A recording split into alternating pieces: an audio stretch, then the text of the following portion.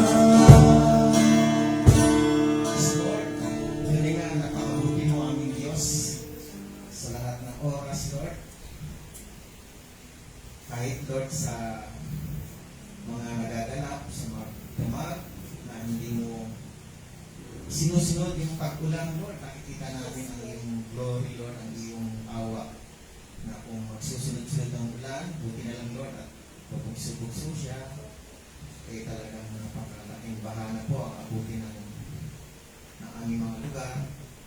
Lord, nakikita namin na ang iyong presensya ay papahayag na buhay na buhay ang iyong pag-ibig at awa sa amin. At sa umagang ito, Lord, nawa mahayag namin, Lord, ang iyong gusto na ipaunawa sa amin sa umagang ito. Napakahalaga po ng iyong pagpapala. Lord, medyo ang teaching ngayon ay ito po ay positive sa lahat ng mga nakakaunawa. Pero nawa, mag-glorify namin kayo at tulungan nyo kami maunawaan namin ang mensahe ito. Na ito po ay isang pagpapala po sa amin sa umagang ito. Purihin ka at kakilahin ka ang masarap. In Jesus' name pray. Good morning. Sige po, muna tayo.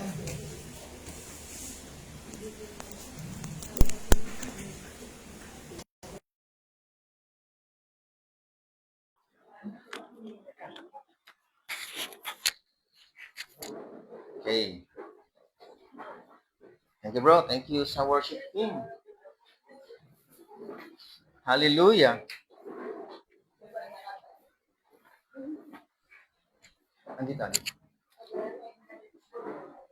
So, sana po na sa mabuting kalagayan po yung mga kapatiran na malapit sa ilog.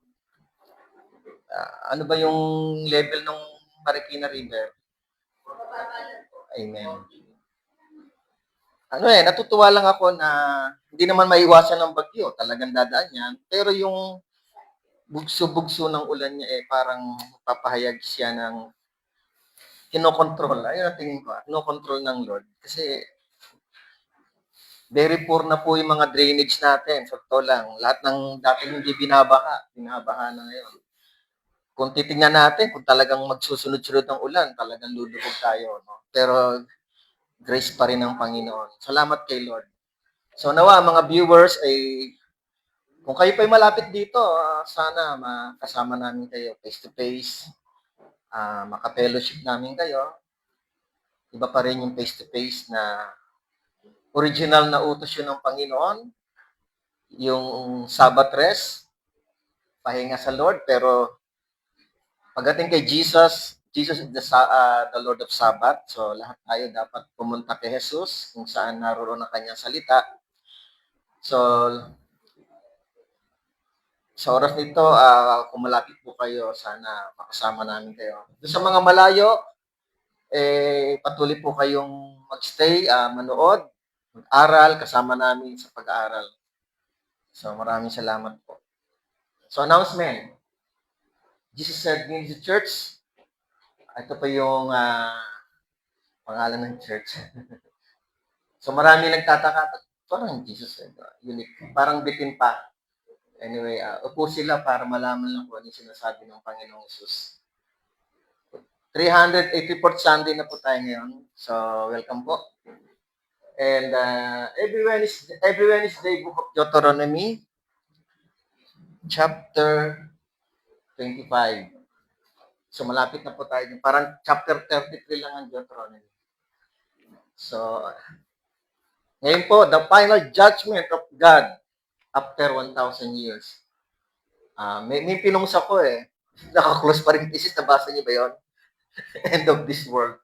Well, talaga naman, makikita naman natin, yung chronological order ng Book of Revelation, sunod-sunod siya. Pero wag po tayo matakot. Anyway, ano pa? Wala na. Okay. Sige po, let's greet one another and happy birthday sa mga nanonood. Kung may birthday, our anniversary ng kasal, to all the viewers.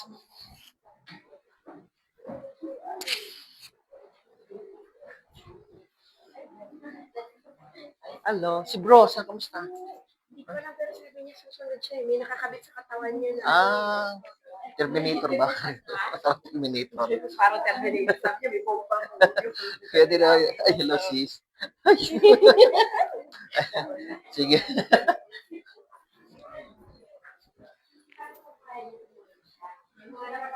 Good morning po sa mga viewers. Okay. Sige po, open your Bible sa Revelation 20, verse 7 to 15. Karugtong po ito. And then Revelation, o kaya Apocalypse sa Grego. Kung may mga Grego nanonood. O kaya ay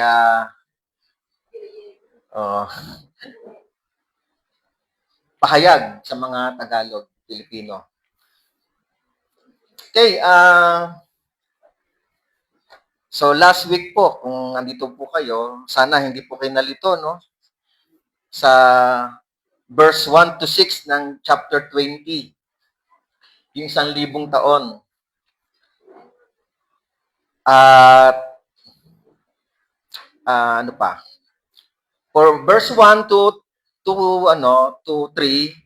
so di nakita natin kung paano sinuli o tinanikala si Satanas. Ginapos siya for 1,000 years. Tapos, verse 4 to 6, muling bumaba ang Panginoon at binuhay niya yung mga binanggit dito, pinugutan ng ulo, hindi sumamba sa halimaw, sa larawan, hindi nagpatatak, sa noo, at sa kamay, nakasama ni Jesus na maghari for 1,000 years. And then, verse 5 to 6, sila po ay nakasama ng Panginoon na ginawang pari ng Diyos at ni Kristo. So, maghahari po sila sa mga natirang tao. Siyempre, kailangan may natirang tao. Sinong paghaharian nila? Kung wala namang natirang tao. But anyway, sige, let's pray muna. Panginoon Diyos Ama, sa ngalan ni Jesus, kami po ay dumudulog sa inyo sa mga mahalagang bagay po ito, Panginoon, whether kami man ay umabot sa panahong ito o hindi, pero ganun pa man, ito po ay tumutulong sa amin upang magpatuloy kami, magsikap kami na pagtibayin ang aming pananampalataya, sapagkat habang buhay po kami ay pinatitibay mo ang aming paninindigan na dapat ay nagpapatuloy kami sa aming pananampalataya na maging tapat sa Diyos na tapat na tumawag po sa amin. Kaya nawa, mapuspos niyo po kami ng banal na espiritu sa umagang ito. Ganon din ang mga viewers. At dito sa church, nawa hindi po maging problema ang mga connection, signal sa mga lugar na nag-view dahil po makulimlim at umuulan. At salamat, Panginoon, sa bugso-bugso ng ulan na amin naranasan. At salamat po sa mga kapatid na narito. At puring ka, dakilain ka, Ama. Salamat po. Tinatas ko to sa ngalan ni Jesus. Amen. Okay, walang bata. Amen. Sige. Bik-bik lang. Okay. Sige. Sigo na ano. Okay, sige po. Ngayon, itong pagkatapos ng chapter 20, verse 1 to 3, and then, bago tayo pumasok sa chapter 20, kung babalikan natin yung mga kasaysayan ng propesiya na ipinakita, marami nang namatay na tao. Sa 7 trumpets pa lang, yung una hanggang ika-4 na trumpets, babalikan lang natin to mga kapatid Ang nature po ang nasira doon. And then, ika-5, salot. At ika-6 na trompeta ay maraming namatay. 1/3. Sa 6 trumpets, 1/3 na tao sa mundo ay namatay. So, marami. Apocalypse chapter 9, verse 15. Apocalypse 9, verse 18. So, binalikan lang natin yung mga kasaysayan. And then, sa ikapitong trumpeta, nang hinipan po ito, dumating ang pod ng Diyos, mayroon ding namatay. Apocalypse 11, verse 15 to 18. And then, again, yung mga anghel, marami rin silang napatay sa Apocalypse 14, verse 19 to 20. At sa Revelation or Apocalypse 15 to 16, ipinadala ng Panginoon yung 7 salot. Pero ang intention ng Lord ay hindi para patayin, kundi para magsisi sila. Sabi nga doon ay wala man lang nagsisi at sumamba sa Diyos. Pero may mga namatay pa rin. And then, sa Revelation 17 to 18, yung pagbagsak ng Babylonia, yung mga taong, yung spirito ay tulad ng nangyari sa Babylonia na sumasamba sa Diyos-Diyosan. Verse 18, chapter 18 po yung bumagsak po yun. So, yung natira at mga tao sa 2/3, less than pa siguro, ay napahamak doon. At sa Revelation 19, 20 to 21, yung mga natitirang tao na hindi napahamak sa panahon ng pagbagsak ng Babylonia, ay may mga namatay pa rin. So, dinaanan lang po natin to ha. Kaya, pagdating ng chapter 20, kakaunti na po ang tao dito. At binuhay muli yung mga, sabi dito, pinugutan ng ulo, yung mga banal, at ang paghaharian nila, yung mga taong natira, doon sa pagpuksa ng Lord. By the way, mga kapatid, ang ating study ay book by book, chapter by chapter, verse by verse, inductive Bible study po. So, sana makarating sila, Brother Jimboy. Kulang na naman tayo, no? So, mamaya, Lord willing, makapag-ano po tayo ng IBS. Para ituloy po lang natin yung, saan ba tayo? Epistle. O Book of Jude. Okay. So ngayon dito, sa study natin last week, so for 1,000 years, may pinagharian ng Panginoon at kasamang naghari yung mga binuhay muli ng Panginoon. Di po ba? And then,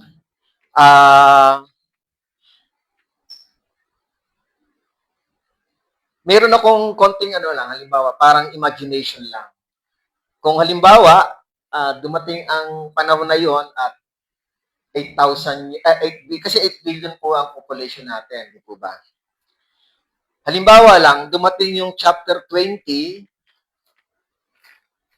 verse 1 to 6, halimbawa lang, 1 billion na lang yung natira. Kasi namatay na yung marami, di po ba? Halimbawa lang. So, sa 1 billion, dadami yon for 1,000 years. Tama po ba? Okay. Okay, sige. So, ngayon, dito na po tayo nga sa verse 7. Okay, diyan na po kayo? So, dito tayo magsisimula. Revelation 20, verse 7. So, mga viewers, sana makasama namin kayo. Study po tayo. Maging estudyante po tayong lahat ng Panginoon. Verse 7, at kung matapos na ang 1,000 taon, si Satanas ay pakakawalan sa kanyang bilangguan. So, alam natin na binanggit last week sa verse 3 na siya ay igagapos for 1,000 years and then palalayain sa maikling panahon. So, tapos na po yung 1,000 years. At kung matapos ng 1,000 taon, si Satanas ay pakakawalan sa kanyang bilangguan. Verse 8. Anyway, sige po. After 1,000 years, kaya na binanggit ko, no, sa chapter 20 hanggang verse 6. Halimbawa lang, 1 billion yung taong pinagharian ng Panginoon. And then after 1,000 years, ilang billion na kaya yon? Marami na yon. Oo, marami na yon. Sabi nung iba, mahirap ma-compute. Pero may mga nag-project na 6 billion o kaya 14 billion. Let's say, 6 billion na ang tao. Lahat yon mga kapatid, pinagharian ni Jesus. Amen? Wala si Satanas walang magulo. Nakatago, nakaano si Satanas, nakakulong. So, nag-increase po yung mga paghaharian, isi-share yung blood ni Christ, kasi may mga pari na mangangaral. Pari means hindi yung title, yung mga role ng pari. Hindi lang sila pari ng Old Testament, ng Panginoon Diyos Ama, kundi ni Jesus. na ihahayag yung dugo ni Kristo bilang tagapagpatawad ng kasalanan. So, and then, 6 billion na po yung tao, example ko lang po yon worldwide. Halimbawa lang, after 1,000 years. So, sila po yung lumalago sa pananampalataya kay Jesus. So, halimbawa lang natin yon na 6 billion. And then, after nun, 1,000 years, madadatnan ni Satan yung 6 billion na tao. Halimbawa lang yan, ha? So, during the reign of Christ, the earth is a sinless one nation. Mabanggitin mamaya, lungsod na minamahal, beloved nation and saint, mga banal. So, lahat sila mga banal. Dahil kay Kristo at dahil nakakulong si Satanas. So, ngayon, verse 8, siyempre, sa verse 8, nakalaya na si Satanas. Sabi dito, at lalabas upang dayain ang mga bansa na nasa 4 na sulok ng lupa. Sa Gog at sa Magog. Upang tipunin sila para sa pakikipagdigma. Ang bilang nila ay gaya ng buhangin sa dagat. So, verse 4, ulitin ko po, paglabas ni Satanas, mandadaya daw po siya ng mga bansa sa 4 na sulok ng lupa. Sa lupa po ang pinag-uusapan natin. Ha? Sa verse 8 po ito, Revelation 20 verse 8. Sa Gog at Magog, upang tipunin sila. Actually, mga bansa sa lupa, nakakama po yon. But, special mention yung Gog at Magog upang tipunin sila para sa pakikipagdigma. Ang bilang nila ay gaya ng buhangin sa dagat. So mga kapatid, marami po yon. Kasi nga kung 8 billion, 6 billion yung tao, di marami rin po yung, sino yung marami rin? Nadaya. Oo. Magsisimula ulit si Satan, mandaya, uumpisahan niya ulit. Tulad ng ginawa niya kay Eva, Genesis chapter 3, verse 1 to 6. Kasi nung panahon ni Eva at ni Adan, very clean yung tao. Wala pang kasalanan. And then after 1,000 years of Satan's imprisonment, walang naging masama. Yun ang aking paniniwala. Dahil nabago ang generation, pure Christian era na ang mga ito, they don't know who is Satan. Because sila'y naniniwala kay Jesus.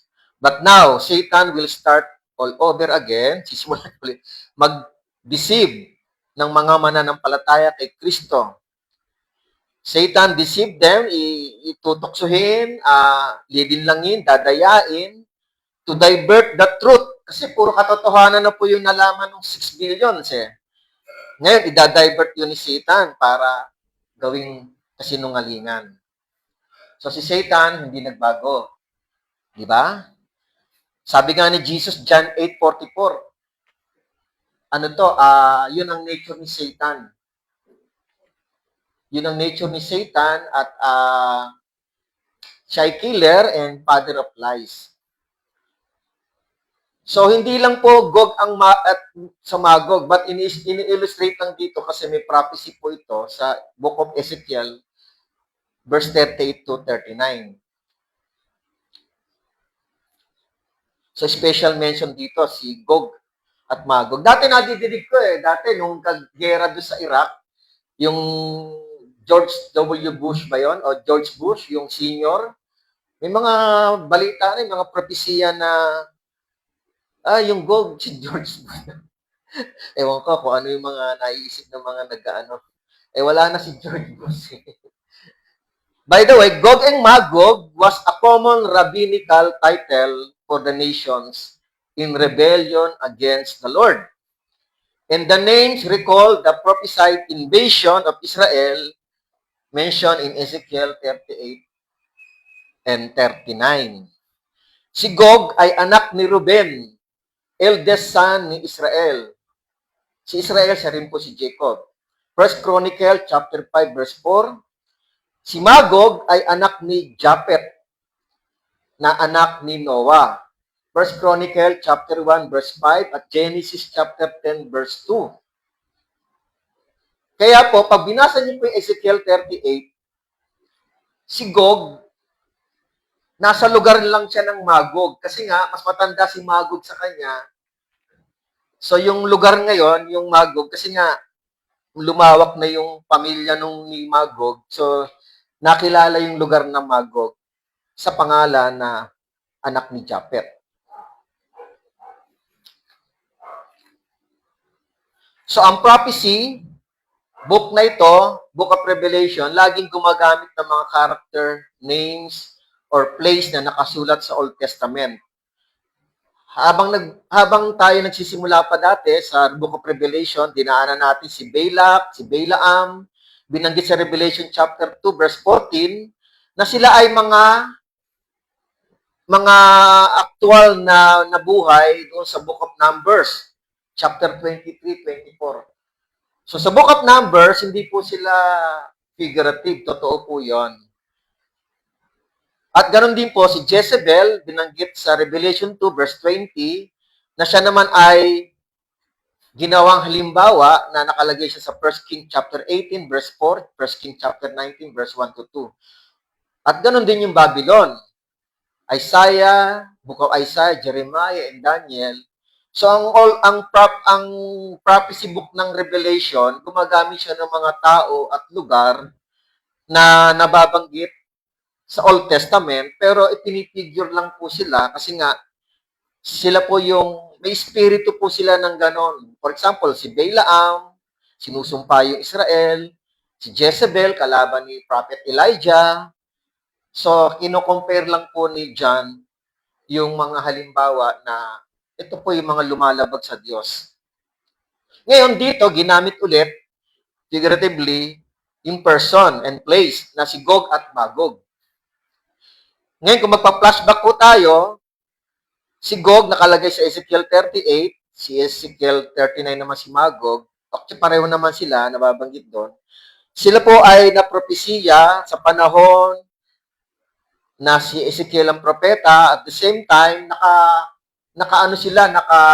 parang captive sila sa Babylonia. Ito po ay naisulat ni Ezekiel 593 hanggang 571 BC. Good morning po.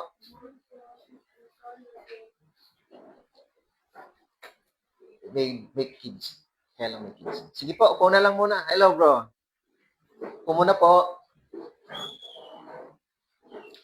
Ngayon, kung babalikan natin yung Ezekiel, titingnan natin sila. Sila ay may propesiya. Ipoprophesy po, ipaprophecy na lulusob sa Israel.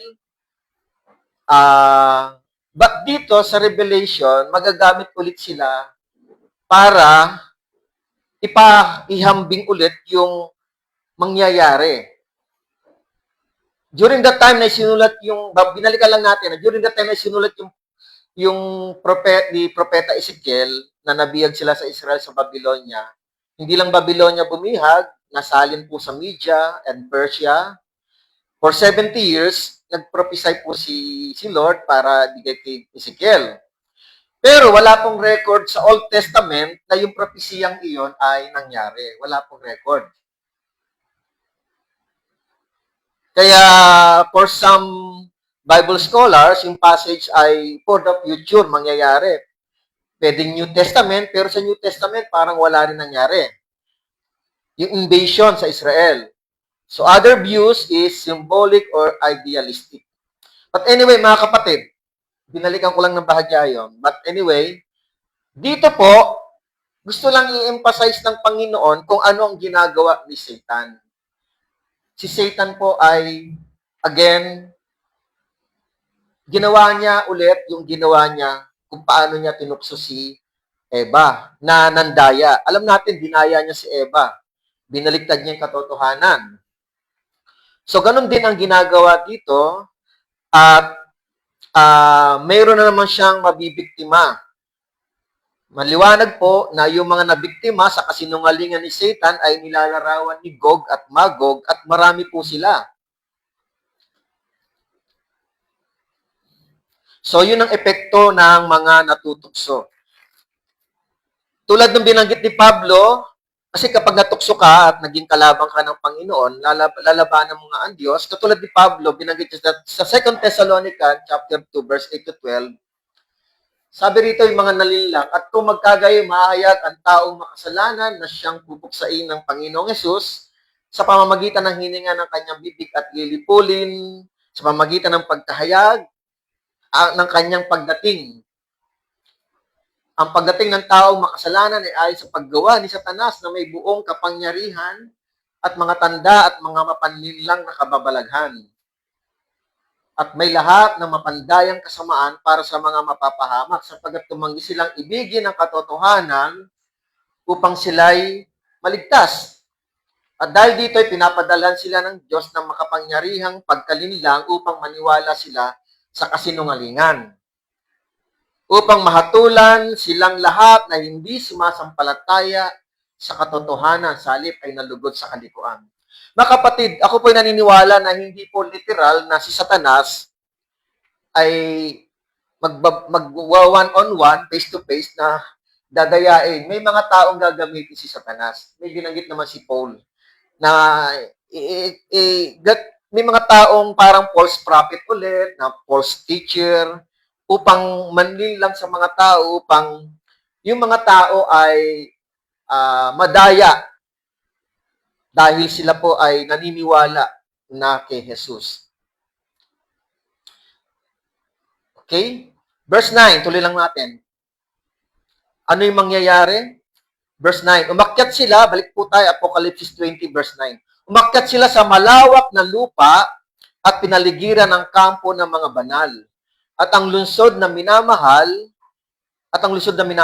ngunit bumaba ang apoy mula sa langit at sila'y natupok.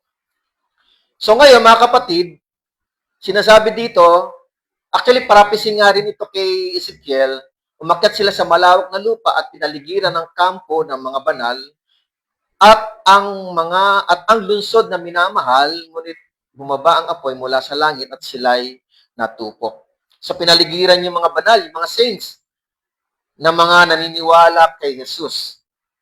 Yung iba na marahil ay patay na dahil 1,000 years, siguro nabawasan din ang mga tao kasi nga 1,000 years po yun.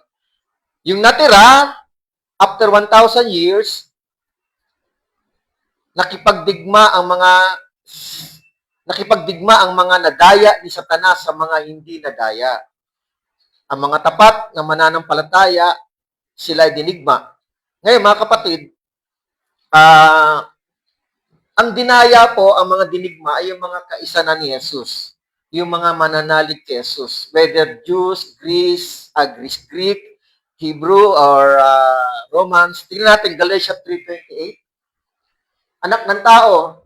Hindi, Galatia 3:28. Hindi ko ba nilagay? Okay, sige. Dito lang, lagay ko na. Sorry. Galatia 3:28.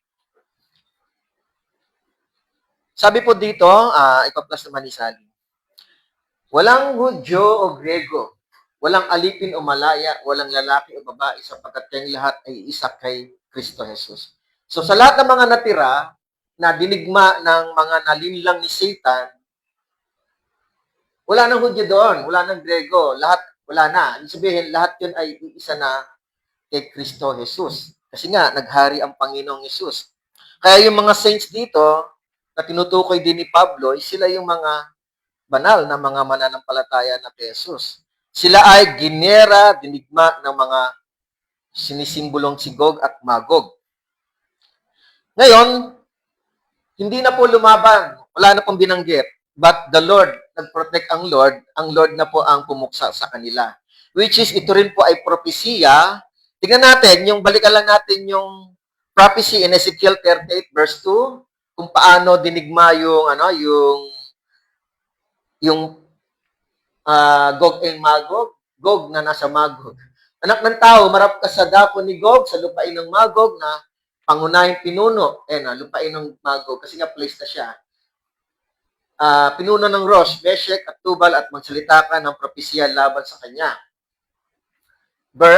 Isa pa, chapter 39 to verse 2. Aking paikutin, itatabi kita at aahunin kita mula sa mga pinakadulong bahagi ng hilaga at aking dadalhin ka sa bundok ng Israel. Teka lang, ba't mali yata ako? Yan lang po, yan lang yun, Miss Sally. Okay. Balikan ko lang, no? Okay. Dito sa Ezekiel, meron pong binanggit dito na ang Panginoon ay magpapadala ng apoy. Kasi nga, yung verse 8, Revelation 8 and 9, ay magkarugtong po yun. Basahin ko lang po, no? Mali. Ezekiel 39 verse 6.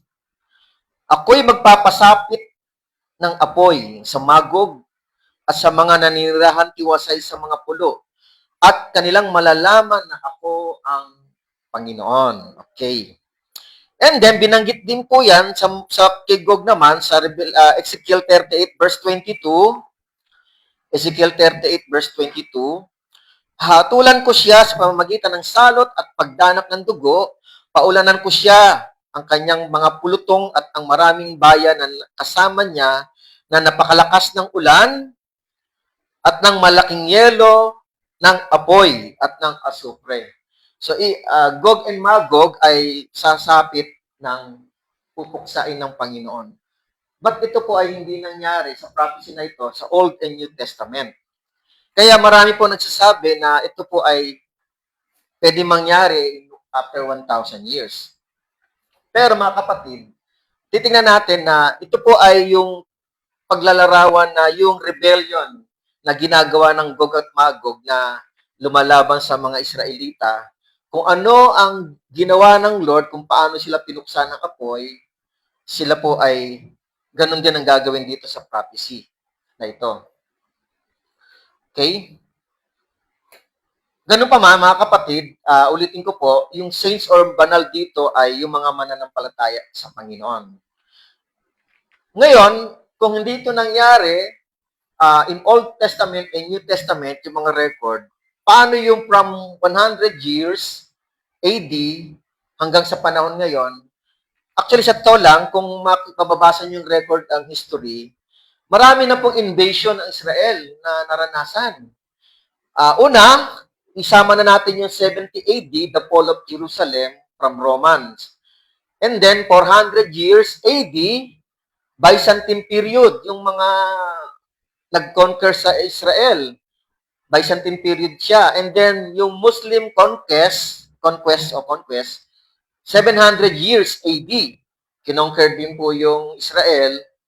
And then, yung mga Crusader period, so tinaboy, ang alam ko, tinaboy naman yung Muslim, pero sinakop din yung Israel. And then, after ng Crusaders, o Crusader period, pumasok naman yung invasion ng Mamluk and Ottoman rule. Kaya, kung titignan natin, maraming sumakop, literal po nangyari ito sa Israel. During that time ng 100 AD hanggang sa panahon natin, may mga naganap sa gitna noon na hindi naman na-record sa Bible. But dito, mga kapatid, I believe na ito po ay isang bagay na pwede bang mangyari ulit. Kasi ang tinitingnan dito, after 1,000 years.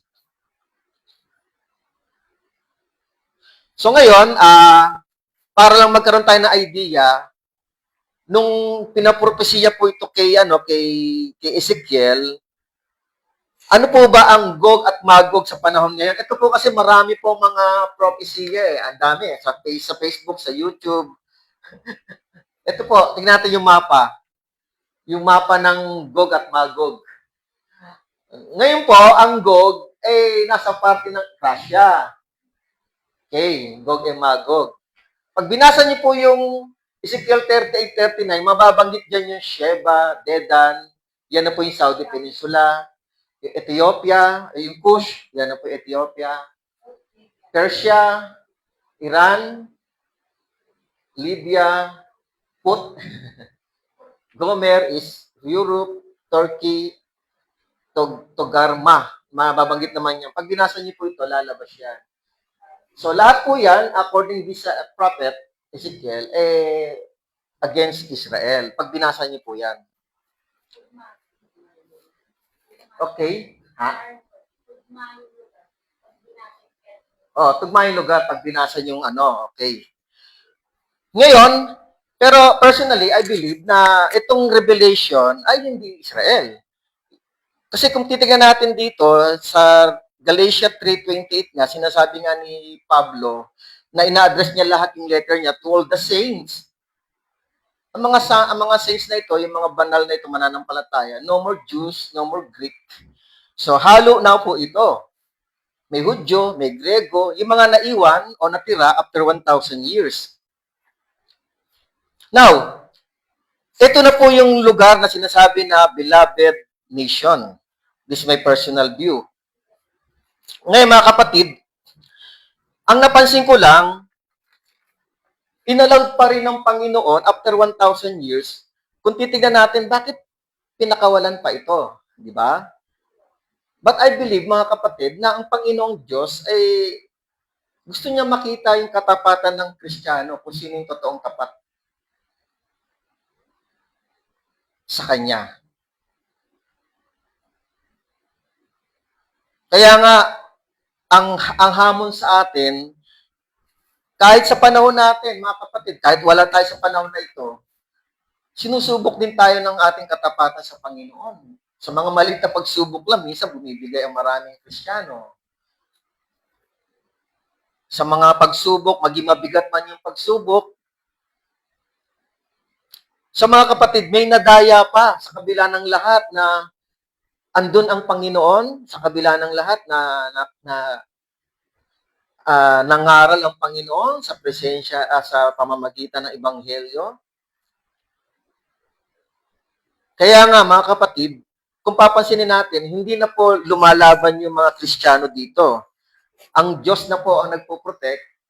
Tignan niyo naman, ang Panginoon ay nagpadala ng apoy para tupukin.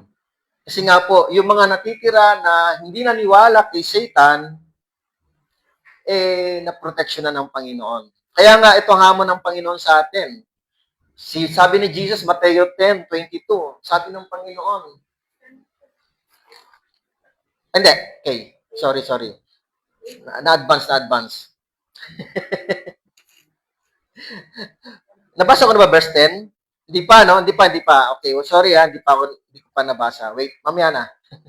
So ngayon, na-flash ko lang po yung mapa na binanggit kanina dito. So, ang Panginoon, kung minsan nag-isip din ako na bakit pinakawalan, pero mga kapatid, yung una-una para subukin yung mga mananampalataya. So ngayon, tingnan natin yung verse 10. Basahin ko na po yung verse 10. At ang dyablo na dumaya sa kanila ay inihagi sa lawa ng apoy at asupre, na kinaroroonan din naman ng halimaw at ng bulaang propeta, at sila'y pahirapan araw at gabi magpakilanman. Okay, Revelation 20, verse 10 ulit. Basahin ko. After na bumaba yung apoy, sabi rito, at ang dyablo na dumaya sa kanila ay inihagi sa lawa ng apoy at asupre, na kinaroroonan din naman ng halimaw at ng bulaang propeta. Nauna na po yung halimaw doon, na study natin yan last 2 weeks ago sa Apocalypse 19. Binanggit po yan, verse 20. Na kinaroroonan din naman ng halimaw at ng bulaang propeta, at sila'y pahihirapan araw at gabi, magpakailan paman. So, mahihirapan sila araw at gabi. So, mga kapatid, nung nagtuturo si Jesus, alam pala nila to. Actually, alam nila yung haatulan sila sa panahong ito. Naalala ko yung one time na nagtuturo ako sa jail. Binanggit po ito, no, nagpalaya si Jesus. Mateo 8:28-29. Nang makating si Jesus sa kanilang kabilang pangpang sa lupain ng mga Gadareno, ay sinalubong siya ng dalawang inaalihan ng mga demonyo na lumabas mula sa mga libingan. Napakabangis nila, kaya't walang makadaan doon. Yan yung legion na more or less 4,000 to 6,000 evil spirit. Sila ay sumigaw na nagsasabi, anong gagawin mo sa amin, o anak ng Diyos, na parito ka ba upang pahirapan kami? bago dumating ang takdang panahon. So yung takdang panahon, mga kapatid, ito na po yung takdang panahon na pahihirapan sila. Pero dito, pinalayas lang sila ni Jesus, pumunta sila sa 2,000 na baboy. Alam niyo po yon, di ba? Namatay po yung mga baboy dyan. So alam din ng mga demonyo na merong takdang panahon na sila ay pahihirapan. Now, ito na po yung takdang panahon na sila ay dadalhin sa dagat-dagatang apoy, lawa ng apoy. Iisipin lang natin, no, hindi sila mamamatay dito pahirap. Kasi bakit? Po mga kapatid, yung espiritu ng diablo at yung mga kaluluwa ng mga taong narito, katulad ng lalaking mayaman doon sa Luke 16, ay nakakaranas ng init, dito pa kaya, mas lalong mainit.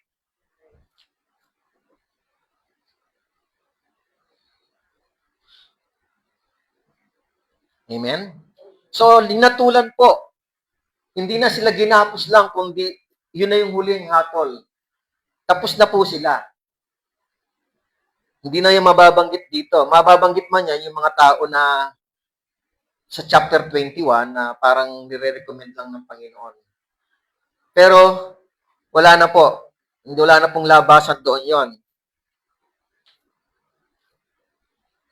Lahat po ay hinatulan. Si Satan, halimaw, false prophet, worshippers, sa beast and Satan, all people who worship like Babylon. So, dinaan natin maraming mga hinatulan and all rebellions against the Lord na nagrebelde. Lahat sila hinatulan o rebellious people na ito ay hinatulan ng Panginoon. Wala na po natira kundi ang tapat at matuwid na mga banal. So, sinubok talaga ng Panginoon at again, ginamit pa rin si Satan. Pinalaya siya at binigyan siya ng kalayaan ni Lord. At walang ginawa si Satan kundi manloko, manlinlang. So, yun talaga nature niya. Ngayon, ang tanong dito, kumusta yung faith natin? So, sinubok. Tayo nga, sinasabi ko kanina, no, na tayo rin ay sinusubok ng Panginoon. Pero, kamusta po yung faith natin? Hindi man tayo sinusubok ni Satan o anuman, pero minsan, sinusubok tayo sa mga problema, sa mga nature na nangyayari sa paligid. But sometimes, si Satan talagang manulukso po ito, mga kapatid. Kamusta yung faith natin? Kailangan maging matatag po tayo. Amen? Magtiis po tayo sa pagsubok at sa mga tukso na huwag nating papatulan. Ito yung sinasabi sa Mateo 10, verse 22. Sinasabi ni Jesus, sabi ng Panginoon, at napuputan kayo ng lahat dahil sa aking pangalan, ngunit ang magtiis hanggang sa wakas ay maliligtas. So talaga may tiisin ang mananampalataya. Wakas yan, wakas ng buhay natin. Hindi naman wakas ng panahon. Marami na po namatay simula na sinabi ni Jesus yan. Kaya natapos ang buhay nila ng mga mananampalataya na maaari nagtiis ng iba. Na mga kapatid, itong po ay tapos na po yung labanan ng Panginoon against all His enemies. Tapos na po ang wala na po siyang kalaban. Ngayon, verse 11 to 15, ito na po yung paghuhukom. Okay. So, verse 11, Revelation 20, verse 11, at nakita ko ang isang malaking tronong puti at ang nakaupo roon. Ang lupa at ang langit ay tumakas sa kanyang harapan at walang natagpo ang lugar para sa kanila. Okay. So, verse 11, langit at lupa ay mawawala na rin. So, sabi dito, a great white throne is a picture of God's holy rule and judgment. Yung white throne, yung malaking tronong puti. So, ang nakaupo sa trono ay ang Diyos Ama. Consistent naman yan sa Book of Revelation 4 verse 1 to 11, Revelation 5 verse 1 to 9, Revelation 5 verse 13. At sa wisdom ni Pablo, mga kapatid, ini-endorse din no, na si Jesus po ay in-endorse niya yung paghahari sa Ama. 1 Corinthians 15 verse 24 to 28. Basahin lang po natin. Pagkatapos ay darating ang wakas. So ito na nga po, tapos na po yung wakas kapag kanyang binigay ang kaharian sa Diyos Ama. Pagkatapos nalipulin niya ang lahat ng paghahari at lahat ng kapamahalaan at kapangyarihan. Kaya nga sa verse 10, natapos na po yung lahat ng mga kalaban ng Panginoong Isus sapagkat siya kailangan maghari hanggang mailagay niya ang lahat ng kanyang mga kaaway sa ilalim ng kanyang paa. Ang huling kaaway na lilipulin ay kamatayan. So, ang pinag-uusapan po natin ngayon, yung verse 11 to 15, ito yung second death, yung kamatayan. Sapagkat ipinasasakop ng Diyos ang lahat ng mga bagay sa ilalim ng kanyang paa. Subalit kung sinasabi, lahat ng mga bagay ay ipinasakop, maliwanag na hindi siya kabilang na nagpasakop sa lahat ng bagay sa kanya. So, ang pinasakop sa lahat na ay sa Ama, pinasasakop, pero hindi kabilang si Jesus. Subalit kapag ang lahat ng mga bagay ay pinasakop na sa kanya, ang anak ay pasasakop din sa kanya na nagpapasakop ng lahat. So ngayon dito pa lang siya magpapasakop sa lahat ng bagay sa kanya upang ang Diyos ay maging lahat sa lahat. So mga kapatid, meron pong panahon ang Panginoon na maghahari at naghari ang Panginoon una-una sa lupa hanggang sa lahat ng kalaban niya, hanggang sa matapos itong 1,000 years. And then, ibinigay nga po yung kaharian sa Panginoon at tulad nito upang humatol. Kaya nga sa verse 11, ang nakaupo sa tronong puti ay perhaps ang Panginoong Diyos. Mababasa niyo naman yan sa mga previous teaching. So, ang lupa at langit dito ay nawala na. Sabi nga rito, tumakas sa kanyang harapan at wala na tagpo ang lugar para sa kanila. Dahil ng panahong ito, wala na pong taong literal, physical na buhay sa panahong ito. Kasi nga po, paano ka pa mabubuhay kung wala na yung langit at lupa? Basahin niyo lang po yung Apocalypse chapter 6 verse 12 to 14 na yung langit, lupa, yung langit po doon, yung unang langit, yung sky, saan lumilipad ang mga ibon, andun yung mga ulap. And then yung ikalawang langit na pinaniniwalaan ng mga Hebreo, yung galaxy, kung saan naroon ng moon, sun, and stars. And then yung lupa, so wala na po dito. Basahin na lang po yung Apocalypse, Revelation 6:12 to 14. So tapos na po ang lahat po dito at maghuhukom na ang Panginoon. Verse 12, Apocalypse 20, verse 12, at nakita ko ang mga patay, mga dakila at mga hamak na nakatayo sa harapan ng trono at binuksan ang mga aklat. Binuksan din ng isa pang aklat, ang aklat ng buhay.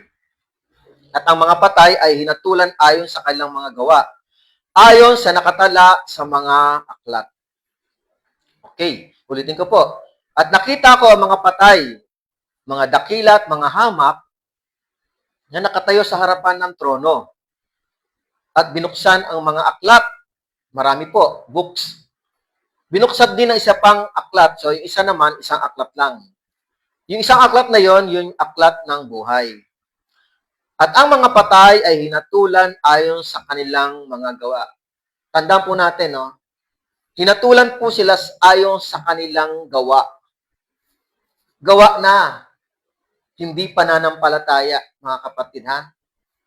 Action na po yung tinignan ng Diyos. Ayon sa nakatala sa mga aklat. So, last week, pinag-usapan po natin, no, may binuhay ang Panginoon. Ilan yung binuhay? Hindi naman nabanggit. Pero yung mga parang kategorya ng mga binuhay, pinugutan ng ulo, bla bla. Sabi doon, verse 4, mapalad ang mga nabuhay na magmuli. Pero wala naman sinasabi ang Revelation na hindi mapalad yung mga hindi na mabubuhay. Kasi nga, mayroon pang paghatol sa verse 12. Ito nga po yon. So dito, mga kapatid, dito may hinatulan po ang Panginoon na nung binuksan yung bubuksan yung aklat dito, may makikita ang Panginoon at may hahatulan po siya. So sa verse 12, andito po yung tsansa na mayroon pong muling nabuhay na papasok sa eternal na buhay. Ngayon, in New King James, yung sinasabing books and books were opened, marami po yon. And then, binuksan din ng isa pang aklat, only one book, Book of Life. So ngayon mga kapatid, dalawa yung grupo ng aklat na binuksan. Yung isa marami, yung isa ay isa lang. So mga kapatid, may mga komentary na dalawa pong bagay na pwede natin tignan. Ano po yung Book of Life, maliwanag po yon na hindi natin anuhin yun. Yung books, yung maraming aklat, ano kaya yon? Yung books na yon. So, meron pong nagsasabi na record book daw ng Diyos na kung saan nakalagay yung mga ginawa ng tao. Record book.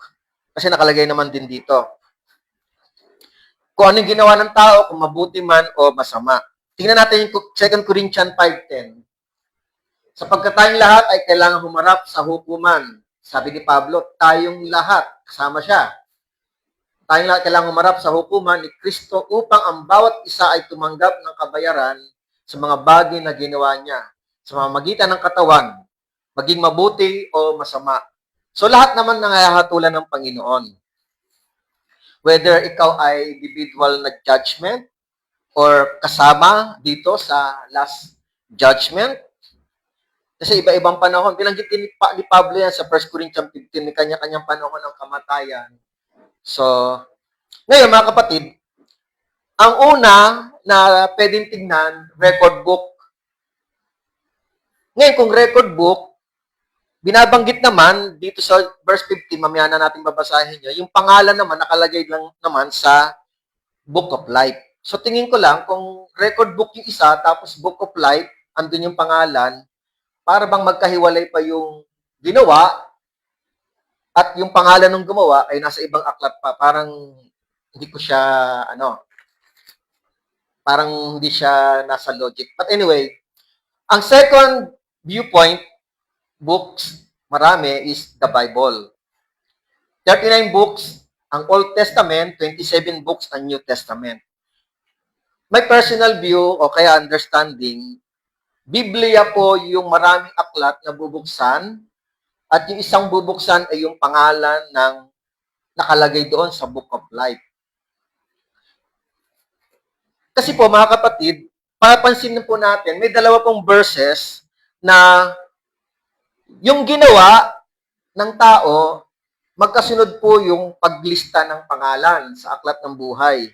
Tignan natin sa Luke chapter 10 verse 20, ng mga, ito 70 disciples, sinent out ni Jesus to preach the gospel. Natuwa po yung marami dahil ibig si Satan, nakita ni Jesus bumagsak. Sabi ni Jesus, gayon man, huwag ninyong ikagalak ito na ang mga espiritu ay nagpapasakop sa inyo. So ito yung ginawa. Yung espiritu nagpapasakop sa 70 disciples. Kundi inyong ikagalak na ang inyong mga pangalan ay nakasulat sa langit. Ibig sabihin, ni-registered after nung ginawa. And then, sabi ni Pablo, Philippians 4 verse 3, oo, nakikiusap din naman ako sa inyo, tapat na katuwang sa pasanin na inyong tulungan ang mga babae ito sapagkat sila'y nagpagal, gumawa. Nakasama ko sa Ebanghelyo, nag-preach ng gospel tulad ng 70 disciple. At kasama rin naman ni Clemente at ng ibang aking mga co-workers, kamanggagawa, na ang kanilang pangalan ay nasa aklat ng buhay. So, after na mailista, before na mailista yung name, andun yung works. Ngayon, kung hiwalay yung record book na ginawa, tapos hiwalay din yung pangalan, parang ang layo naman. Dapat, andun yung ginawa, andun din yung pangalan ng gumawa. Mga kapatid, I personally believe na ang mga aklat na ito na isang binanggit dito ay aklat Biblia po. Minsan binanggit po ito sa aklat na Ecclesiastes, mga kapatid, no? Pagkarugtong yung ginawa. And then sa Ecclesiastes, binanggit din dito, Ecclesiastes 12:13 to 14, Sabi po dito, ito ang wakas ng bagay. Lahat ay narinig. Matakot ka sa Diyos at sundin mo ang kanyang mga utos. Nasaan ba ang mga utos? Ha? Sa Bible. Sapagkat ito ang buong katungkulan ng tao. Verse 14, sapagkat dadalhin ng Diyos ang bawat gawa sa paghuhukom, pati ang bawat lihim na bagay, maging ito'y mabuti o masama. Kaya mga kapatid, ang paniniwala ko lang dito, yung Biblia ay bubuksan, tapos yung isang aklat ng buhay, Book of Life, pag binuksan, andun yung ginawa, andun yung pangalan ng gumawa. So, I believe na titignan kung ano ang ginawa, kung akma sa kasulatan. Kaya nga yung utos na binanggit kanina, mababasa lang niya sa Biblia. Okay, matatakot ka sa Panginoon, pero how do you i-express o gagawin yung pagkatakot kung hindi mo mababasa ang utos, ang kasulatan? Tanong ko lang, kayo po ba nagbabasa ng Bible? Everyday? Mga kapatid, ito yung whole duties ng tao, na tayo po ay matakot sa Diyos. And then, nababasa natin sa kasulatan na dahil sa takot, irerespeto natin, igagalang at sasambahin natin ang Diyos because of our fear before the Lord. Narito po actually, pag binasa mo ang Biblia, mabibless ka Hindi ka naman natatakot talaga, pero mabibless ka na talagang ang pagpapala ng Diyos ay binibigay sa iyo, lalo sa mga natatakot. Ang dami pong verses sa Bible, sa Psalms, na pinagpapala ng Panginoon ang mga natatakot sa Kanya. Kaya dito, ang binuksan, I believe, na mga Biblia at aklat ng buhay upang ihambing ang ginawa natin according sa pamantayan ng Biblia. Wala na pong ibang sukatan ng matuwid na pamamaraan kundi ang Biblia. Doon natin titignan yung gawa natin kung tayo ay matuwid o hindi. Kaya ang salita ng Panginoon according sa Hebrew chapter 4 verse 12 na para siyang tabak na magkabila ay talim. Na kapag ang salita ng Panginoon ay nadinig mo na para siyang humihiwa, pinaghihiwalay ang kaluluwa at ang spirito. Kasi nga ang Panginoon, ang salita niya ay matalas, masakit, pero ito po ay nagpapahilom din sa atin.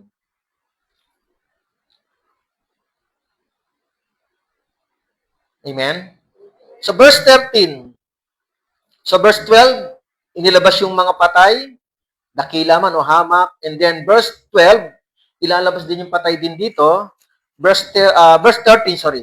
At iniluwanan dagat ang mga patay na nasa kanya at ibinigay ng kamatayan at ng Hades ang mga patay na nasa kanila. At hinatulan ang bawat tao ayon sa kanilang mga gawa. Ulitin ko po. At iniluwanan dagat ang mga patay na nasa kanya. So yung dagat, may patay na galing sa kanya at ibinigay ng kamatayan at ng Hades ang mga patay na nasa kanila. So lahat ng mga patay galing sa dagat, yung unang kamatayan, binanggit din dito at nung Hades, ang mga patay nasa kanila at pinatulan ang bawat tao ayon sa kanilang mga gawa. So nagbabatay pa rin ang Diyos sa mga gawa. Kung mabuti ba ang ginawa o hindi. Kaya lang, pag ikaw ay galing sa Hades, wala nang chance po ito na mabuhay Mamaya na lang, balikan natin ito. Verse 14. Ang kamatayan at ang Hades ay itinapon sa lawa ng apoy. So, sila po ay umangat at hinatulan. Hinatulan din sila ng Panginoon. At ang kamatayan, by the way, ang Hades po, ang salitang Hades po ay salitang Grego na ibig sabihin ay mundo ng mga patay, world of death.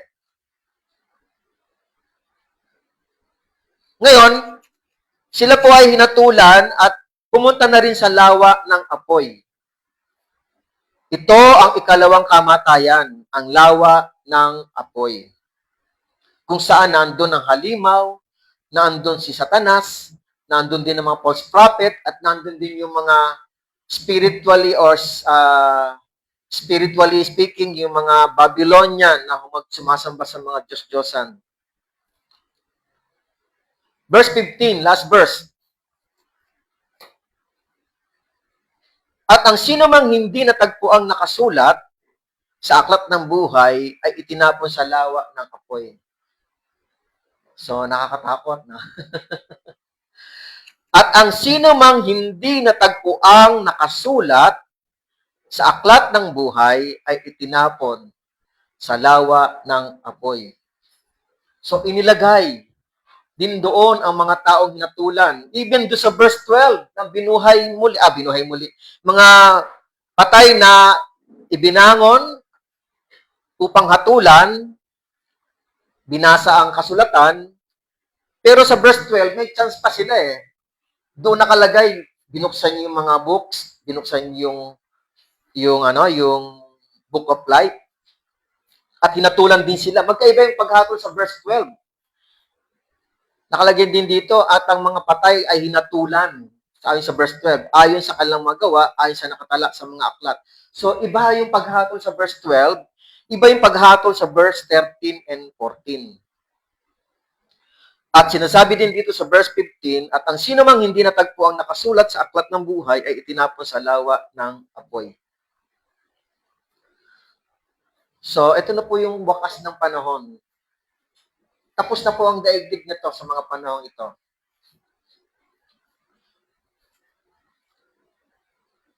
So, may mga fake unbelievers, marahil sa verse 12, mga fake unbelievers na hinatulan sila na hindi nakalagay ang pangalan. So, hindi naman magbabase ang Panginoon sa sa ibang bagay, kundi yung ginawa ng mananampalataya, at kung ang pangalan ay nakasulat sa Book of Life.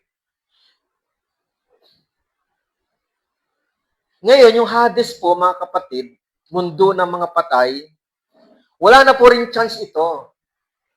Sa umpisa pa lang, mga kapatid, hindi na po sila nakasulat sa aklat ng buhay. Tingnan natin, yung Lucas 16, si Jesus po ang nagkwento nito. Yung mayaman ay namatay, at yung mahirap na si Lazaro ay namatay din, na pulubi, na namamalimos sa pintuan ng mayaman. Pareho po silang namatay. Ngayon, nakita ng mayaman na si Lazaro ay nasa kandungan ni Abraham. So, ito po yung encounter. Ito po yung conversation. Lucas 16:23. At mula sa Hades, na kanyang pinagdurusahan, yung mayaman po nasa Hades po siya, nung namatay po siya, ay tumingala siya at nakita sa malayo si Abraham at si Lazaro na sa kanyang kandungan. Si Jesus po nagkukwento rito, mga kapatid. Sumigaw yung mayaman, siya'y sumigaw at sinabi, Amang Abraham, so Amang Abraham, anak din siya ni Abraham, Israelita, maawa ka sa akin, sabi ng mayaman, at suguin mo si Lazaro upang itubog niya sa tubig ang dulo ng kanyang daliri at palamigin ang aking dila sapagkat naghihirap ako sa apoy na ito. Sa Hades po, may apoy na. Subalit sinabi ni Abraham, anak, so confirm na Israelita siya. Tinawag siyang anak ni Abraham. Alalahanin mo na sa iyong buhay ay tinanggap mo ang iyong mabubuting bagay. So lahat ng mabubuting bagay, mayaman po ito eh. At si Lazaro naman ay ang masasamang bagay. Subalit ngayon ay inaaliw siya rito at ikaw ay nagdurusa. Lahat ng mga namamatay, mga kapatid, na pupunta sa buhay na walang hanggan, mako-comfort ka. Amen? Mako-comfort ka. So, baliktad na po. Dati ang mayaman, nasa loob ng bahay, puro pagkain. Yung may hirap, si Lazaro, nasa labas, humingi ng pagkain, hindi nagbibigay. Bukod dito, sabi dito ni Abraham, may isang malaking banging inilagay sa pagitan natin upang ang nagnanais tumawid buhat dito, yung lugar ni Abraham, patungo sa inyo, lugar ng Hades, ay hindi maaari. So, hindi maaari na si Lazaro ay bababa pa sa Hades. at wala rin makakatawid mula riyan sa Hades patungo sa amin. Kaya yung Hades po dito na hinatulan, automatic po yun, wala na po ang pangalan nun sa aklat ng buhay. Kasi dito pa lang, binabanggit na kapag ang tao po namatay na kaagad, hindi po hinahatulan to Pag ang tao namatay na wala pa sa paghatol, mapupunta muna pwede sa Hades. Pero, ang pangalan niya ay hindi na nakasulat sa aklat ng buhay. Kaya nga magkaiba yung judgment sa verse 12 at judgment sa verse 13, yung mga tao iniluwa ng dagat at yung mga tao iniluwa ng Hades. At sabi dito, ang kamatayan at ang Hades ay itinapon sa lawa ng apoy. Diretso na po sila. Wala pong makakarating na nasa Hades at sabihing nakalista ang kanyang pangalan. Wala po. So mga kapatid, tapos na po ang daigdig na ito. Ang huli pong ginawa ng Lord ay ang paghahatol, yung kamatayan, yung second death. Wala na po ang first and second heaven. Wala na rin ang daigdig. Wala na po. Mga kapatid, bago ako pumunta sa life lesson, may life lesson po tayo na pag-usapan. Hindi, mamaya na lang yung Life lesson muna tayo, number 1 and 2. So ngayon, mga kapatid, very alarming po itong verse 15. At sino mang hindi natagpo ang nakasulat sa aklat ng buhay, ay itinapon sa lawa ng apoy. Wala pong sino man dito na masisilip mo ang pangalan mo kung nakasulat sa aklat ng buhay. Wala pong makakaalam. No one. Pero meron pong warning si Lord sa Book of Revelation. Meron pong pointers o meron po siyang advices. Meron po siyang principle na pwedeng ituro para tayo ay kung tingin mo ang pangalan mo nasa aklat ng buhay, i-work out mo yan. Kailangan manatili ka tapat sa Panginoon. So number 1, 2 life lesson lang po, how to maintain our salvation. Paano ba manatili ang pangalan ng mananampalataya sa aklat ng buhay? So tinagalog ko na. Example natin, church in Sardis. Apocalypse 3 verse 1 to 5. Mahaba lang pero tingnan natin. At sa anghel na iglesia sa Sardis ay isulat mo ang mga bagay na ito ay sinasabi ng may 7 espiritu. So ito example natin ng espiritu ng Diyos at may 7 bituin. Alam ko ang iyong mga gawa. Sabi dito, sa pangalan ikaw ay nabubuhay, ngunit ikaw ay patay. Ibig sabihin, may mga taong nananampalataya pero walang gawa. Sa pangalan lang, may pananampalataya. Sa pangalan lang, Kristiyano. Pero hindi sa gawa, ay patay. Nakuha niyo po? So, winawarningan to ng Panginoon. Kung kayo po ay mananampalataya, to all the viewers na ang pananampalataya ay patay, ito po yung ating pag-aaralan. Verse 2. Tama ba? Sabi rito ng Panginoon, gumising ka at palakasin mo ang mga bagay na natitira. So, meron pa. Na malapit ng mamatay, meron pa rin. Sapagkat hindi ko natagpo ang ganap ang iyong mga gawa. Tanda po natin, lahat po ng mga paghatol ng Panginoon, nagbatay sa gawa, hindi sa pananampalataya. Amen? Nakuha niyo po dito sa ating study? Kaya nga sabi rito, sapagkat hindi ko natagpo ang ganap ang iyong mga gawa sa harapan ng aking Diyos. Kaya alalahanin mo kung paano mo ito tinanggap at narinig. So magpa-flashback ka kung kailan ka na born again, kung kailan mo tinanggap si Jesus. Alalahanin mo yon at kailangan, at sabi rito, pa rin mo ito at magsisi ka. Pero ang bottom line is repentance. Kasi nga, sabi nga ni James, ang pananampalatayang walang gawa ay patay. Sa pagpatay ang pananampalataya, automatic yon na nagkakasala. Kaya kailangan magsisi. Kaya kung hindi ka gigising, darating akong gaya na magnanakaw at hindi mo malalaman kung anong oras ako darating sa iyo. Ngunit mayroon ka pang ilan sa Sardis. So hindi lahat, mayroon pang ibang mananampalataya na hindi dulungisan ang kanilang mga damit at sila'y kasama kong lalakad na nakaputi. sapagkat sila'y karapat-dapat. So may mga grupo pa sa Sabis na talagang matuwid. Tinutulan na ng Panginoon na sila ay makakasama niya sa tinatawag na Bride of Christ sa paglakad o kung tawagin ay sa wedding banquet ng Panginoon. Verse 5, ang magtagumpay ay bibisang gayon ng mapuputing David. So, ibig sabihin, in-encourage ni Lord yung ibang mga patay ang pananampalataya, in-encourage niya na gayahin yung buhay ng pananampalataya. And then, ang magtagumpay, bibisang kong gayon ng mapuputing David. At hindi ko kailanman papawiin ang kanyang pangalan sa aklat ng buhay. At ipahahayag ko ang kanyang pangalan sa harapan ng aking ama at sa harapan ng kanyang mga anghel. Buhay pa ho yung mga pinapangaralan ng Panginoon sa Book of Sabis. Nakalagay pa ang pangalan nila sa aklat ng buhay. Pero meron pong threat ang Lord. Siya lang ang may kakayahang magsulat ng pangalan mo at siya lang ang may kakayahang mag-alis ng pangalan mo. No one can do that, only the Lord. Amen? Kaya nga, mga kapatid, kamusta ba faith ninyo? Patay ba o buhay? Parang walang buhay, ah. The work out, kung nagkakamali tayo, repent. So mga kapatid, sample po ng mga mananampalataya yon. Kung namamatay at aandap-andap na yung faith natin. Number 2, paano? Yung word na paano. Paano ba hindi mapupunta sa ang kaluluwa ng mananampalataya sa Hades? Paano? Siyempre, mga kapatid, dugtungan natin yung sinabi ni Jesus at kausap ng mayaman yung si Abraham. Dugtungan lang natin yon. Lucas 16:27-31.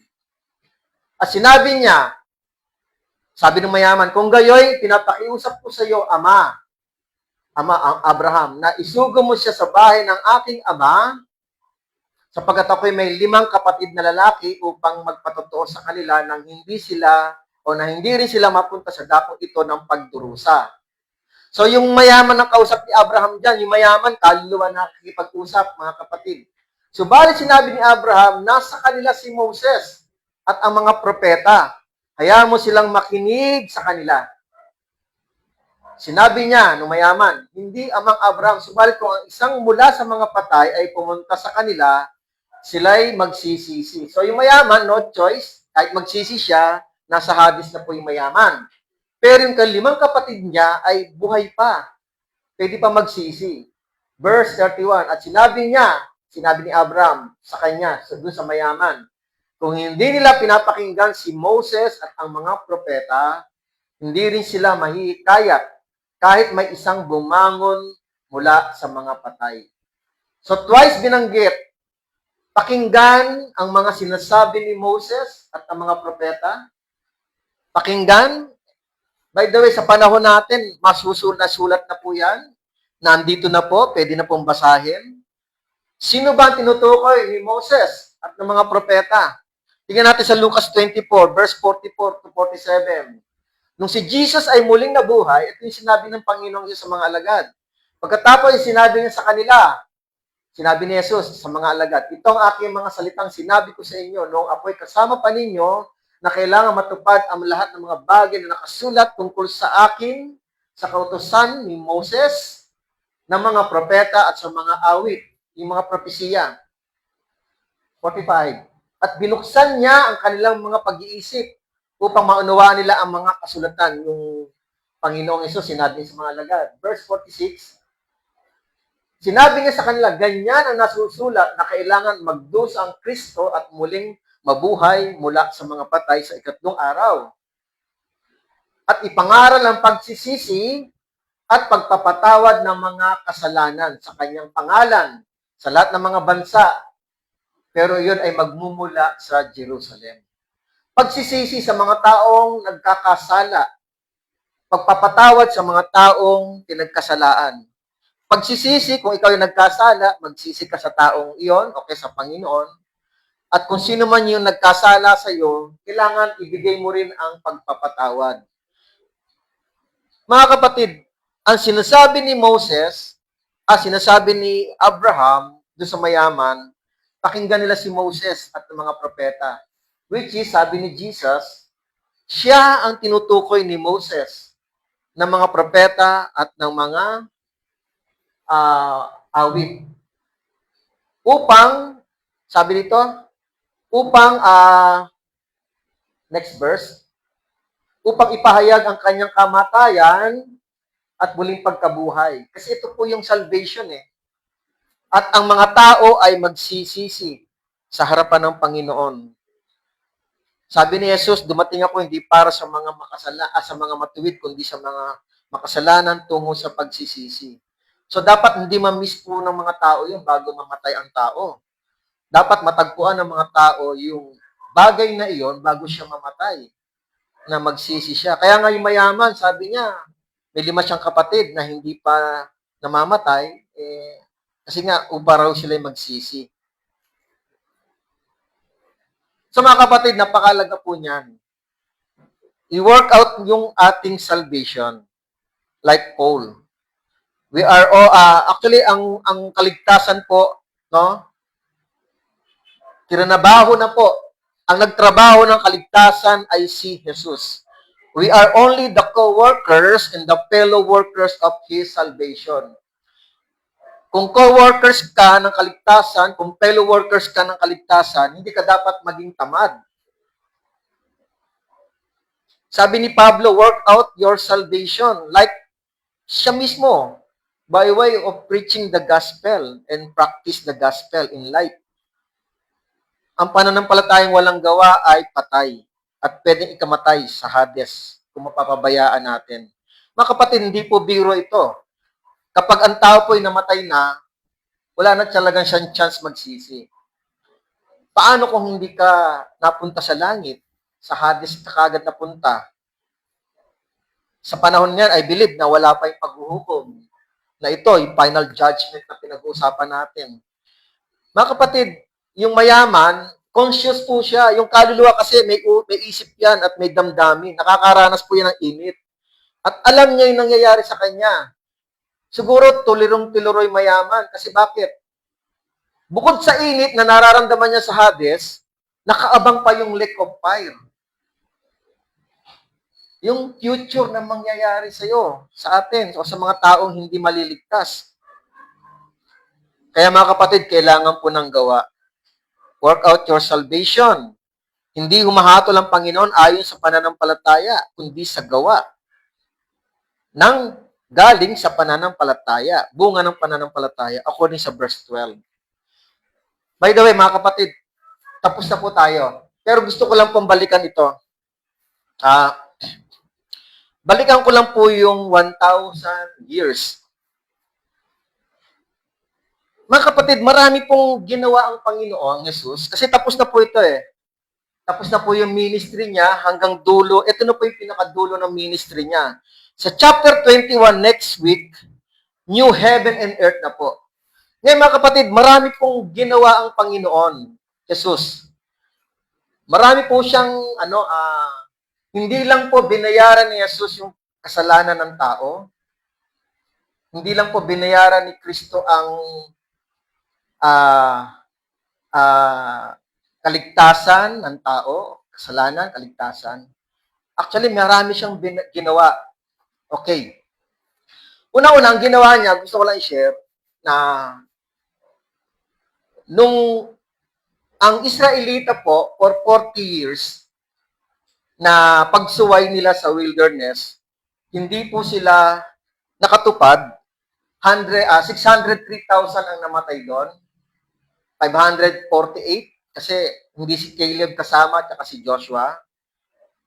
Ngayon mga kapatid, kinover up din ni Jesus yon sa umpisa ng kanyang ministry. Yung 40 days na yon, sabi ni Jesus, dahil sa pagsuway ninyo, 1 day is equivalent to 40 days. Nabasa niyo yan? Dahil sa pagsuway ninyo, 1 day is equivalent to 40 days. Ngayon, pagdating ni Jesus, yung 40 days na yon, kinover up niya, tinakpan niya. Matthew 4 verse 1 to 11, after na mabautismo si Jesus sa bautismo sa tubig at espiritu, 40 days po sa ilang. So, sinubukan niya, dinala siya ng Diyos para tuksuhin din. Alam niyo po yun, di ba? Tinukso na siya ni Satan. Gusto maranasan ni Jesus yung feeling na in 40 days, equivalent na 40 years sa Israel, ng mga Israelita, ano ang feeling na sumusunod sa Diyos at hindi sumusuway. So, kinover up ng Panginoon yon, yung 40 days na yon. Yun yung value ng 40 years. Amen? Yun yung value ng 40 years. Na kinover up, binayaran din ni Jesus yon. Yung kasalanan ng mga Israelita na yon. Do you agree? Hindi natukso si Jesus. Sa 3 tukso na yon, hindi siya natukso, partida pa. Nasa ilang din siya, mga kapatid. Partida pa, walang pagkain na bibili doon. 40 days, 40 nights, walang inumin, walang pagkain. Fasting po siya. Tinukso pa siya. So lahat ng mga sagad na karanasan ni Jesus, ginawa po yon. Para lang makover up niya yung kasalanan ng mga Israelita sa Diyos. Sa Diyos po yun eh.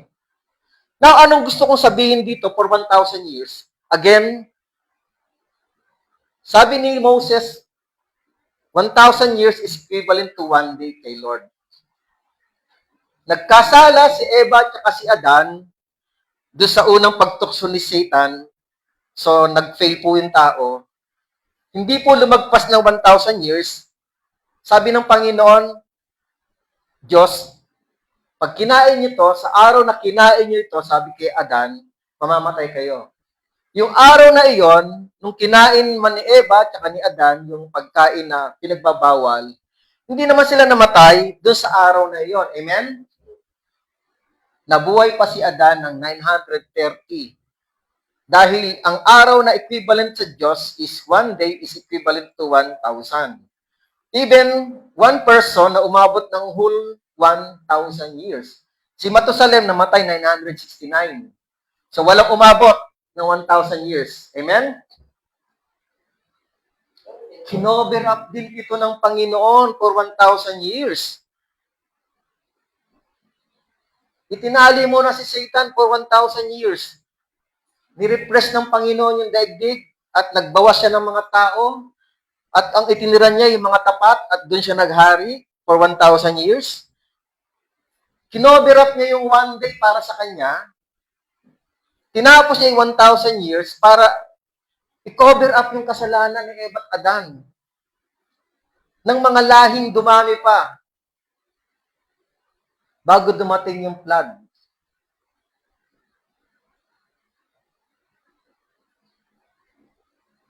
Binayaran niya rin yun. Itong 1,000 years. And then, after 1,000 years, pinakawalan si Satan upang subukin ulit. Pero marami pong hindi naniwala kay Satan. Meron din naniwala. So ngayon, yung manggugulo na makikipaggera sa mga tao ito, yung mga Gog at Magog, nasubukan na ng Panginoon na yung mananampalataya at yung mga hindi na nagpatuloy at sila'y nadaya, so alam na ng Panginoon kung sino nadaya. So hinatulan ng Panginoon, sinunog po sila. Dito po nabasa natin.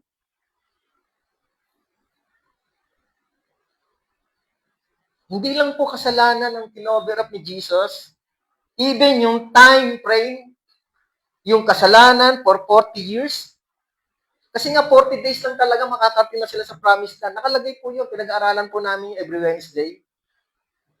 Ngayon, sabi ni Lord, I multiply ko every 1 day is equivalent to 1 day is equivalent to 1 year. 40 days lang sana makakapasok kayo, but now 40 years.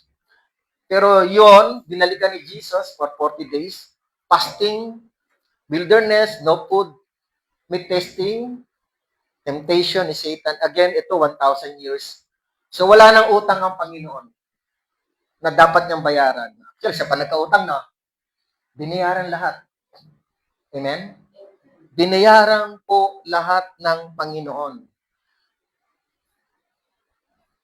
So next week, fresh start po. Chapter 21. Kaya mga kapatid, magpatuloy lang po tayo Ramdam niyo naman ang presensya ng Panginoon. Nararamdaman niyo ba ang Panginoon?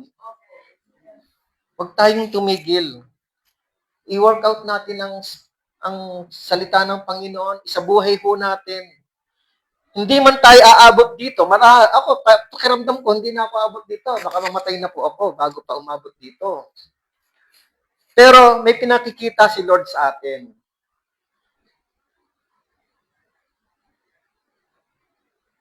Wala po. Tinapos niya po yun.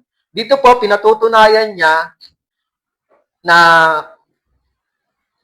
nung pinalaya si Satan, nandaya siya ulit, pero tagumpay ang Panginoon for 1,000 years.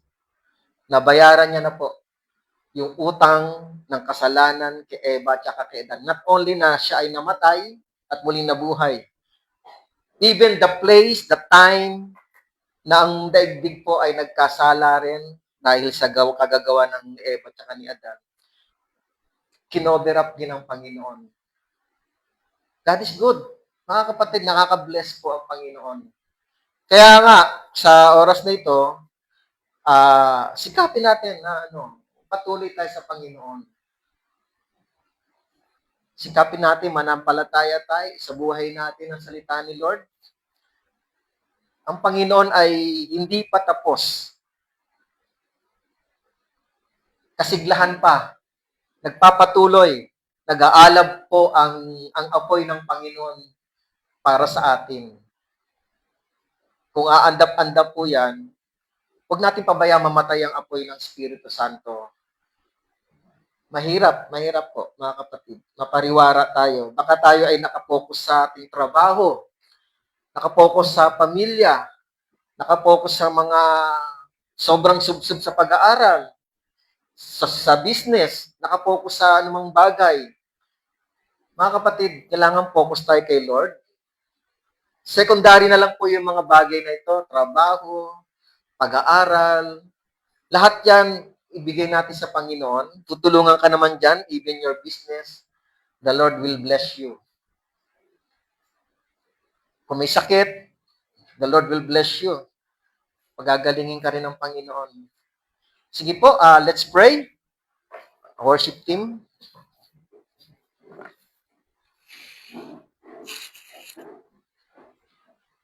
Panginoon, maraming pong salamat sa iyong pagpapahala, kabutihan. Salamat po sa lahat po ng aming nadinig. Salamat po at habang kami po ay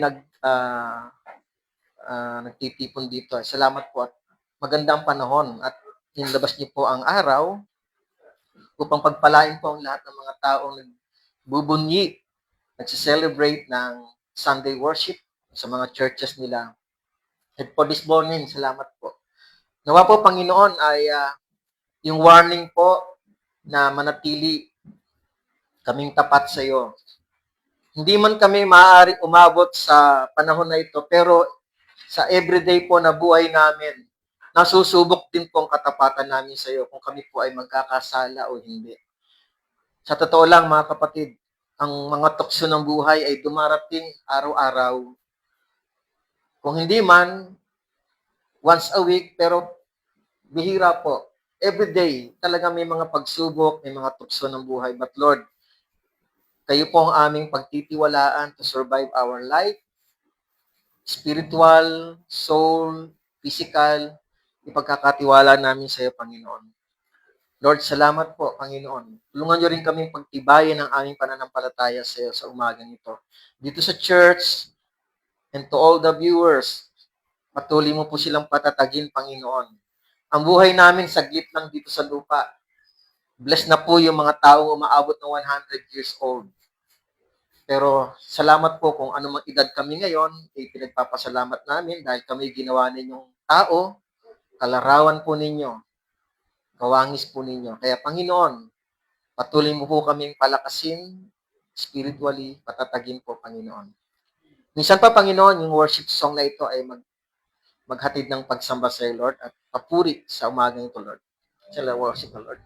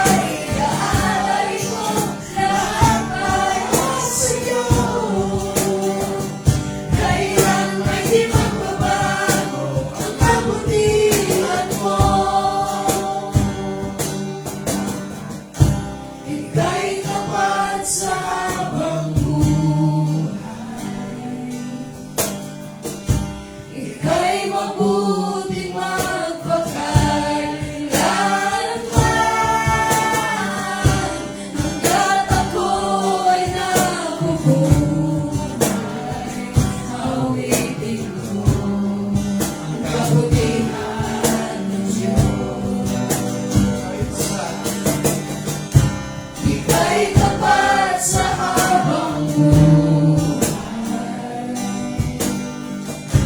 Ika'y mabuti magpakailanman, hanggat ako'y nabuhay.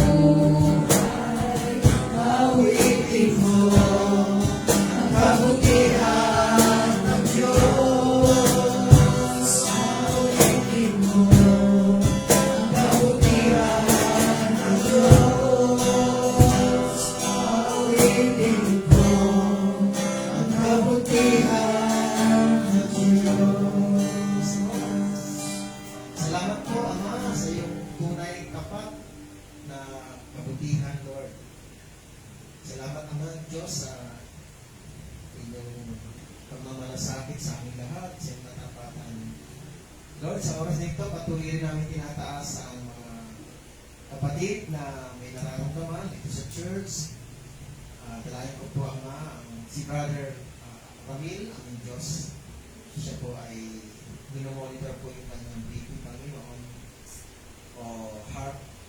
Meron po siyang gamit sa katawan na monitor. Ang Diyos, dalangin namin ang kondisyon niya, nawa ay umaling po siya, aming Panginoon. Dalangin din po namin, Lord, patuloy niyong palakasin po si Tatay Isidro, hindi po, palakasan din kay Sister Rita, Panginoon, Mami Rita.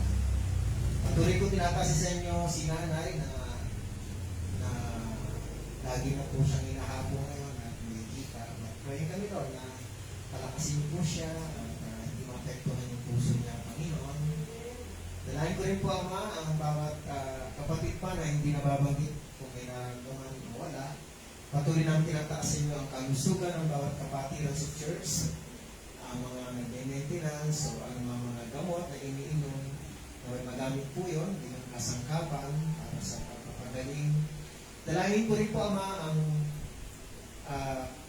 kalusugan po ni Paulo na siya po ay confined, Lord, na siya na stroke po, itong batang si Paulo, ay hanagapin ang complete recovery at healing po sa kanya. I-comfort niyo po yung pamilya niya, mga magulang niya, Lord, at nawa, dumaling po siya, aming Diyos. At dalangin ko rin po, Ama, ang kondisyon ng panahon, Lord, at nawa, Ama, ay huwag na po magpatuloy ang pag-ulan at ito po ay tumila na sa mga araw na ito, Panginoon. Salamat po sa kaligtasan po at blessing po na pinagkaloob sa bawat kapatid. Narito ngayon na sila po ay pinagpala rin na nakasama namin. At sa mga kapatid namin na wala, dalangin namin na sana makapili namin sila next week. At sa mga lugar na binabaha, nawa ay safe naman po sila, Panginoon. Maraming salamat. Dalangin namin na complete recovery po ni Dr. Gia na sa kanyang pagkakasakit na po ay bless niyo po siya ng sanggol, Panginoon, at nawa ay mauwi po ulit na bless niyo po siya at nawa, Lord, ay ingatan niyo po ang kalusugan niya pag siya po ay nagbuntis, Panginoon. Maraming salamat po, Ama, at yan din po, Lord, isang din po, Panginoon. Dalangin namin na magka-baby na rin po sila. I-praise you and thank you, Lord. Ganun po kay Sarah. Kay Sarah din po pala, Lord, na magka-baby rin po sila, Panginoon. Lord, sa umagang ito, maraming salamat. At sa mga viewers na may nararamdaman, hindi man mabanggit, hindi man namin malaman, batid ng Panginoon ang inyong kalagayan. Dalangin ko po, Ama, na sila po ay gumaling, ma-comfort, at dalangin ko rin po na sila ay magkaroon ng kapayapaan sa mga nakakaranas po ng anxiety at depression. Salamat po ng marami.